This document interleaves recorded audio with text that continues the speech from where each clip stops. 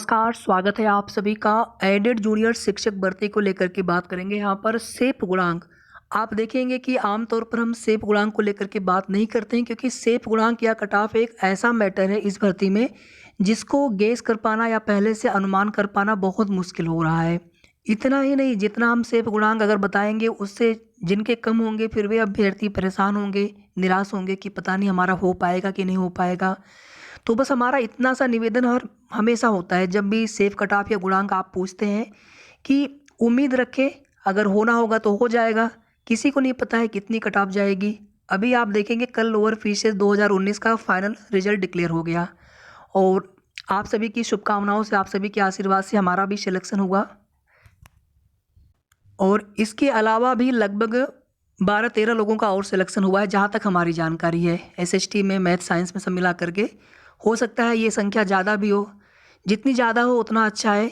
और उन सभी भाइयों से निवेदन है कि जिनका भी लोअर पीसीएस 2019 के फाइनल रिजल्ट में सिलेक्शन हो गया है, वे लोग जूनियर एडेड शिक्षक भर्ती की अगर काउंसलिंग छोड़ देते हैं या फिर आवेदन नहीं करते हैं तो उतने ही हमारे यहाँ पर कम गुणांक वाले या फिर अन्य बेरोजगार भाइयों को रोजगार मिल जाएगा।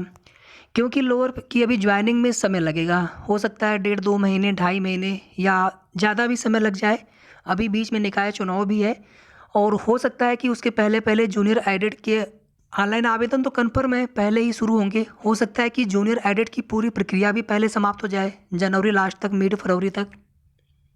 तो फिर आप यहाँ पर अगर काउंसलिंग करवा लेते हैं, अगर आप यहाँ पर ज्वाइनिंग नहीं करते हैं, अगर छोड़ देते हैं बाद में सीटें, क्योंकि लोअर पीसीएस की नौकरी अच्छी होगी, सबको ही समझ में ये चीज़ें आ रही होंगी कि लोअर में ही जाना चाहिए। बाकी सबके अपने चॉइस है कि उनको कौन सा अच्छा लगेगा। और एडेड की भी जो नौकरी होती है सरकार द्वारा नियुक्ति की जाती है, भले ही वो सहायता प्राप्त होते हैं, मैनेजमेंट के विद्यालय होते हैं, सहायता प्राप्त होते हैं, फिर भी अस्थाई ही नियुक्ति होती है, भले ही सेमी गवर्नमेंट की तरह होता है। और लोअर पीसीएस एक पूरी तरह से सरकारी जॉब है। और अगर अपने परिवार से पूछेंगे, माता पिता से पूछेंगे या अपने सगे संबंधियों से पूछेंगे, सभी लोग एक स्वर में बोलेंगे कि आपको जूनियर एडेड नहीं करना है बल्कि आपको लोअर पीसीएस में ही ज्वाइन करना है।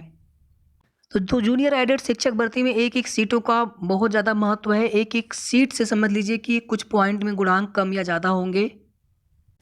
अभी यहाँ पर आगे देखिए, यूपीएसआई में 79% कुछ कट ऑफ गई थी जनरल की, यूआर की।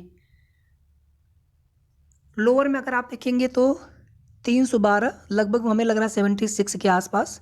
हमने कैलकुलेट नहीं किया, एक बार आप को अनुमान से यहाँ पर बताने का प्रयास कर रहे थे। तो लगभग आप 75 एक ऐसा परसेंटेज होता है, अगर 75 से ऊपर आप होते हैं, कोई भी भर्ती हो, थोड़ा बहुत 1-2 नंबर या 1-2% का आप हो सकता है फ़र्क, 75 से 76, 77 चला जाए। नहीं तो 75 तक या 75 के अगर ऊपर होते हैं यूआर में, कोई भी भर्ती हो तो सिलेक्शन हो जाता है। कभी कभी डिपेंड करता है कि पेपर का लेवल कैसा था। अगर उस भर्ती के पेपर का लेवल अगर थोड़ा सा इजी आ गया, मॉडरेट आ गया, तो उस स्थिति में यही जो कट ऑफ होती है 77, 78, 79 तक चली जाती है। जूनियर एडेड शिक्षक भर्ती में पूरी तरह से सीन अलग है। यहाँ पर केवल सुपर टेट के नंबर से मेरिट नहीं बनी है, बल्कि यहाँ पर एकेडमिक का रोल बहुत बड़ा है। और थोड़ा बहुत रोल नहीं है, 40% का रोल है। आप सोचिए, 40% का रोल है एकेडमिक का। आप इस 60% में 130 नंबर तक लेके आए हो, लेकिन अगर एकेडमिक में अगर आपके 25 हो, 26 हो, कितना गुणांक बनेगा? वहीं किसी के 110 नंबर हो और उनके एकेडमिक 33 हो, 32 हो, 34 हो, इवन 35-36 तक एकेडमिक वाले हैं, तो सोच लीजिए कि उनके 110 तो बहुत ज़्यादा, अगर 100 नंबर भी है तो भी उनके गुणांक 75 से तो ऊपर ही होंगे कम से कम। अब उसके ऊपर जहाँ तक पहुँच जाए। बीटीसी और बीएड, इसमें भी थोड़ा सा डिफरेंस देखने को मिलेगा। बीटीसी में 2 से 3 गुणांक ऑटोमेटिकली ज़्यादा हो जाएंगे। इसी तरह से विषय का भी फर्क पड़ता है, कोई आर्ट साइंस से है, कोई साइंस साइड से है, मैथ साइंस से है। तो एसएसटी वगैरह में आप देखेंगे जो विषय होते हैं वहाँ पर परसेंटेज उतने अच्छे नहीं आ पाते हैं, तो कम से कम आधा 1 गुणांक का फ़र्क वहाँ से पड़ जाएगा। तो बहुत सारी चीज़ें इसमें डिसाइड करेंगी, बहुत सारे फैक्टर इसमें डिसाइड करेंगे। और हमें पूरा पता है कि आप लोग हमसे अच्छा एनालिसिस कर लेते हैं कि लगभग कितना सेफ कट ऑफ गुणांक जाना चाहिए। बस ये वीडियो बनाने का सिर्फ हमारा इतना सा उद्देश्य है कि आप लोग बिल्कुल भी परेशान मत होइए। जिनके कम गुणांक हो या एक एवरेज गुणांक हो, हाई गुणांक है, तभी भी आपको बिल्कुल श्योर होकर के नहीं, तैयारी कुछ न कुछ आगे की करते रहना है, क्योंकि ये समय फिर वापस नहीं आएगा। अगर आपका यहाँ पर सिलेक्शन हो गया तो इससे अच्छी बात क्या हो सकती है। लेकिन तैयारी करते रहेंगे, आगे और भी भर्तियाँ होंगी, फिर से पेट से भी भर्तियाँ आएंगी, पीआरटी की वैकेंसी है, केवीएस के फॉर्म भरे जा रहे हैं। अगर आप वहाँ पे एलिजिबल हो तो तैयारी कोशिश करते रहें, चांस नहीं लेना है। समय फिर दोबारा कुछ वापस आने वाला नहीं है, जो भर्ती निकल जाएगी, फिर कहीं पर एज निकलती जा रही है, तो तैयारी करते रहना है।